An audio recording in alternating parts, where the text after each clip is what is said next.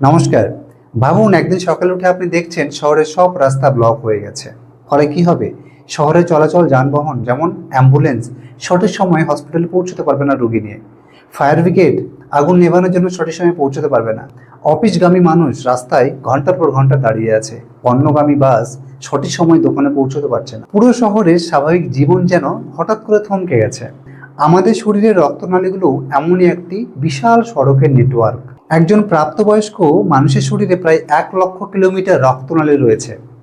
এই রক্তনালীগুলোকে যদি জোড়া দেওয়া হয়, জোড়া লাগানো হয়, তাহলে এই পুরো পৃথিবীটাকে প্রায় আড়াইবার এটাকে পুরো পরিদর্শন করা যাবে। তাহলে বুঝতে পারছেন যে আমাদের শরীরে কত বড় এরকম একটা রক্তনালীর নেটওয়ার্ক আছে। এই নেটওয়ার্কগুলোর কাজ কি জানেন? পুষ্টি, হরমোন এবং রোগ প্রতিরোধকারী কোষ শরীরের প্রতিটি অংশে পৌঁছে যায়। কিন্তু এই রাস্তা মানে আমাদের শরীরে যে রক্তনালী রয়েছে, এটাও তো একটা রাস্তা। এই রাস্তার মধ্যে দিয়ে কি সরবরাহ হচ্ছে? পুষ্টি, অক্সিজেন, যেটা আমাদের শরীরে বিভিন্ন প্রান্তে পৌঁছে যাচ্ছে। কিন্তু আমাদের শরীরে যে রক্তনালীগুলো রয়েছে, এটাও তো একটা রাস্তা। এই রাস্তায় যখন এই চর্বি জমতে থাকে বা কোলেস্টেরল জমতে থাকে, তখন কি হবে? রাস্তাগুলো সরু হয়ে যায়। ঠিক যেমন আমাদের শহরের রাস্তা জ্যামে পড়ে যায়, ঠিক একইভাবে আমাদের শরীরের সাথেও হয়। আর কোনো এক সময় যদি আমাদের শরীরে কোথাও রাস্তা সম্পূর্ণ ব্লক হয়ে যায়, তাহলে সেই জায়গায় সঠিকভাবে আর অক্সিজেন পৌঁছতে পারে না, পুষ্টি পৌঁছতে পারে না। সেটা যদি হয় আপনার হার্টে, তাহলে হার্ট অ্যাটাক হতে পারে। সেটা যদি হয় আপনার ব্রেনে, তাহলে স্ট্রোক অ্যাটাক হতে পারে। তাই সমস্যা যেদিন হার্ট অ্যাটাক হয় সেদিন না, সমস্যা শুরু হয় আপনার শরীরে প্রায় বছর বছর আগে থেকে। আপনি হয়তো বুঝতে পারেননি আপনার শরীরে যে রক্তনালীগুলো ব্লক হয়ে আছে চর্বিতে, সেটা আপনি হয়তো বুঝতে পারেননি। তাই এটা বছর পর বছর অপেক্ষা করতে করতে যখন সেটা ওভার হয়ে যায়, বেশি হয়ে যায়, তখনই সেটা স্ট্রোক অ্যাটাক বা হার্ট অ্যাটাকে পরিণত হয়। আর সবচেয়ে বড় ভয়ের বিষয় হলো এই পুরো প্রক্রিয়াটি 10 থেকে 30 বছর অবধি কোনো লক্ষণ ছাড়াই চলতে থাকে। তাই অনেকে বলেন, আমি তো সম্পূর্ণ সুস্থ ছিলাম, ফিট ছিলাম, হঠাৎ হার্ট অ্যাটাক কীভাবে হলো কিছু বুঝলামই না।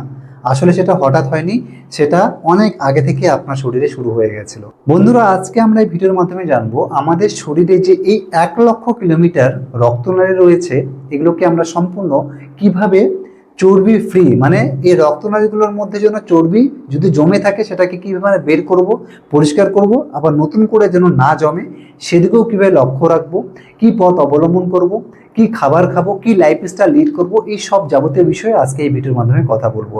চলুন, আমি সুকেশ শীল, একজন সার্টিফাইড ক্লিনিক্যাল ডায়েটিশিয়ান, সাথে একজন yoga instructor, doctor BRC clinic, Siliguri. আমি যে বিষয়টি বললাম যে রক্তনালীর মধ্যে চর্বি জমে যাওয়া বা হঠাৎ হার্ট অ্যাটাক বা স্ট্রোক অ্যাটাকের ঝুঁকি বাড়া, আপনারা নিশ্চয়ই দেখে থাকবেন পথ চলতে চলতে বাসে ঘাটে যেখানে সেখানে মানুষ হঠাৎ করে হার্ট অ্যাটাকের শিকার হচ্ছেন। এই মারণ ব্যাধি সমস্যা থেকে মুক্তি পেতে গেলে আমাদের সর্বপ্রথম সব থেকে বড় ঔষধ যেটা আমাদের ফলো করতে হবে, 1 নাম্বার, সেটা হলো রোজ মিনিমাম 30 থেকে 40 মিনিট করে আপনাকে ওয়াকিং করতে হবে। জানেন হাঁটাচলা করলে আমাদের শরীরে কি পরিবর্তন হয়? প্রতিদিন অন্তত পক্ষে 30 থেকে 40 মিনিট করে ওয়াকিং করলে, হাঁটাচলা করলে আমাদের রক্তনালীর ভেতরে এন্ডোথেলিয়াম খুব ভালো কাজ করে। ফলে আমাদের শরীরে রক্ত সঞ্চালন বেড়ে যায়, আমাদের শরীরের ইনসুলিন সেন্সিটিভিটি বেড়ে যায়, একই সাথে আমাদের শরীরে খারাপ কোলেস্টেরল কমতে সাহায্য করে। 2 নম্বর, সব থেকে বড় পরিবর্তন নিয়ে আসতে হবে আপনাকে এই খাদ্যাভ্যাসের প্রতি।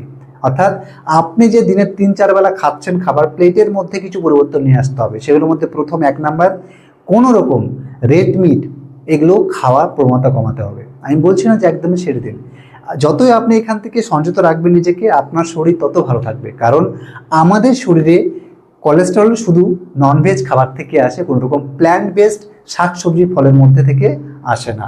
তাই হার্ট ভালো রাখতে, রক্তনালী পরিষ্কার রাখতে এবং রক্তনালীর মধ্যে জমে থাকা কোলেস্টেরল কমাতে, চর্বি সরাতে আপনাকে রোজ সবুজ শাকসবজি বেশি খেতে হবে। টমেটো, গাজর, বিটরুট, কালো জাম, আমলকি, এই জাতীয় খাবারগুলোর মধ্যে সব থেকে বেশি পাওয়া যায় অ্যান্টিঅক্সিডেন্ট, যেটা আমাদের রক্তনালীর প্রদাহ কমাতে সাহায্য করে এবং আমাদের রক্তনালী পরিষ্কার করতে, সাথে সাথে আমাদের শরীরকে ভেতর থেকে সুস্থ থাকতে সাহায্য করে। 3 নাম্বার, ফাইবার জাতীয় খাবার অর্থাৎ আঁশযুক্ত খাবারের পরিমাণ আমাদের খাবার প্লেটে বাড়িয়ে তুলতে হবে। যেমন ওটস, ছোলা, রাজমা, ডাল, কিছু শাকসবজি, এগুলো আমাদের অন্ত্রের মধ্যে কোলেস্টেরল শোষণ কমাতে সাহায্য করে। 4 নাম্বার, স্বাস্থ্যকর ফ্যাটের পরিমাণ, আনস্যাচুরেটেড ফ্যাট আপনার শরীরে বাড়িয়ে তুলুন এবং একই সাথে ওমেগা 3 ফ্যাটি অ্যাসিড সমৃদ্ধ খাবার যেমন তিসি বীজ, আখরোট, চিয়া সিডস, এগুলোর মধ্যেও রয়েছে হেলদি ফ্যাট এবং একই সাথে ওমেগা 3 ফ্যাটি অ্যাসিড সমৃদ্ধ খাবার এগুলো। তো এগুলো আমাদের হার্টের বন্ধু মানা হয় এইসব খাবার, তাই এগুলো খাবার আপনি অবশ্যই আপনার খাবার প্লেটে অন্তর্ভুক্ত রাখুন।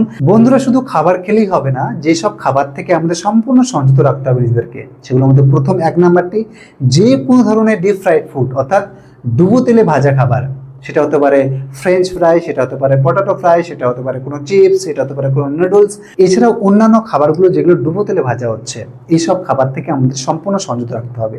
একই সাথে চিনি জাতীয় খাবার, বেকারি আইটেমস, ময়দা থেকে যত রকম খাবার তৈরি হচ্ছে, চিনি থেকে যেসব খাবার তৈরি হচ্ছে, packages foods, spicy food, process food, junk food, এই যাবতীয় কাঁচরা টাইপের যেগুলো খাবার রয়েছে, এগুলো ভুলেও আপনি আপনার শরীরে ঢোকাবেন না যদি আপনি সুস্থ থাকতে চান এবং হঠাৎ এরকম হার্ট অ্যাটাক বা স্ট্রোক অ্যাটাকের ঝুঁকি যদি না হতে চান। এবং সব থেকে আরেকটি গুরুত্বপূর্ণ বিষয় আমাদের রাতের ঘুম। নাইট স্লিপটাকে বাড়াতে হবে, অনেকটা ডিপ করতে হবে, একটা প্রপার স্লিপ নিতে হবে 7 থেকে 8 ঘন্টা। এই গভীর ঘুমই পারে আমাদের শরীরকে ভেতর থেকে রিপেয়ার করতে এবং নানান ধরনের মানসিক উদ্বেগ, মেন্টাল স্ট্রেস, অ্যাংজাইটি, এই টাইপের ফ্রাস্ট্রেশন থেকে আমাদের দূরে রাখতে সাহায্য করে একটা প্রপার স্লিপ। আর একই সাথে আমাদের মাইন্ডটাকে একটু শান্ত রাখতে হবে।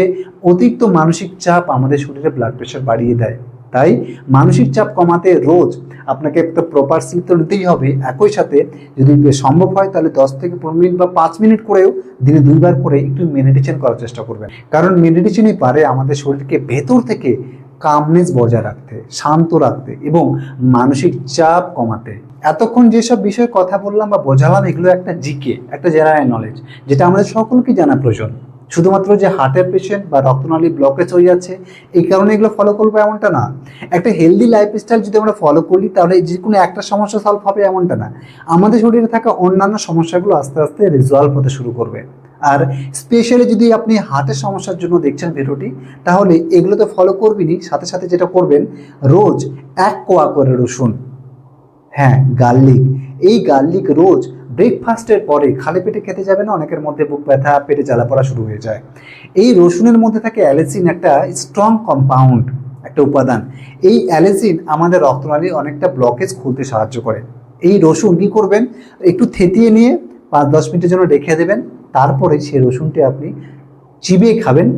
চিবিয়ে খাওয়ার পরে হালকা কুসুম 1 গ্লাস জল পান করবেন, যেটা আপনার হার্টের জন্য দুর্দান্ত কাজ করে, একই সাথে আপনার হার্টকে হেলদি রাখতে সাহায্য করে। এই কয়েকটি টিপস অ্যান্ড ট্রিক্স যে আপনাদেরকে বললাম, এগুলো অবশ্যই আপনারা ফলো করবেন। একই সাথে বাইরের কোনো রকম খাবার তো খেতে মানা, আর বাড়িতে যে আপনি খাবার খাচ্ছেন সেখানে চেষ্টা করবেন একই তেল বারবার ইউজ যেন না করা হয় বাড়িতে। বাইরের তেল তো সব একদম কালো কালো তেল, ডিজেলের মতো দেখতে লাগে, ওই তেলে আপনাকে ভেজে খাওয়াচ্ছে, আপনি বুঝতে পারছেন না। কিন্তু আমরা বাড়িতেও কখনো কখনো এমনটা করি, হয়তো কিছু একটা ভাজা পোড়া করলাম, তেল বেঁচে গেল, রেখে দিলাম, আবার সেই একই তেল পুনরায় ইউজ করছি। সেটার মধ্যেও কিন্তু একটা অস্বাস্থ্যকর ফ্যাট জন্ম নেয়, যেটা আপনার শরীরে একটি বিশাল বড় খারাপ প্রভাব ফেলে। তাই বাইরের খাবার থেকে সংযত রাখলেন আর ভিতরে কাঁচরা খেলেন এমনটা করলে হবে না। ভেতরের খাবারের মধ্যেও, মানে বাড়ির খাবারের মধ্যেও একটা সঠিক ডিসিপ্লিন বজায় রাখতে হবে। আসুন আজকের ভিডিওটা আমরা এখানে শেষ করছি, দেখা হচ্ছে পরের ভিডিওতে। সকলে ভালো থাকবেন, সুস্থ থাকবেন, নমস্কার।